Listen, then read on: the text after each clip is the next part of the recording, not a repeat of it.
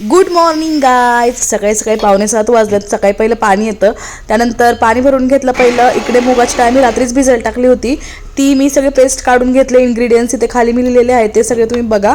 त्यानंतर ह्याचा मी चिला कम पिझ्झा करणार होते. आता मी झाडून काढायचं म्हणून गॅलरीमध्ये झाडू घ्यायला आले होते. त्यानंतर घरातलं सगळं सकाळी सकाळी झाडून घेतलं. एकदा झाडून काढलं की फ्रेश छान वाटतं घर. त्यानंतर मग पहिला ब्रश करून घेतला आणि ब्रश वगैरे करून मग आंघोळ वगैरे सगळी करून घेतली. आणि त्यानंतर माझी इथं आफ्टर लुक आहे आंघोळीनंतरचा. आता घ्यानं नाश्ता करायचा म्हणून पटकन चिले काढून घेतले आणि त्याच्यावरती चीज टाकून त्याचा बनला पिझ्झा. त्यानंतर देवपूजा करून घेतली आणि देवपूजा केल्यानंतर बघा बेडरूम जे काही घाण होतं ते सगळं पटकनच साफ करून घेतलं. आणि त्याच्यानंतर दुपारी इथे मी कपडे वाळत घालून घेतले.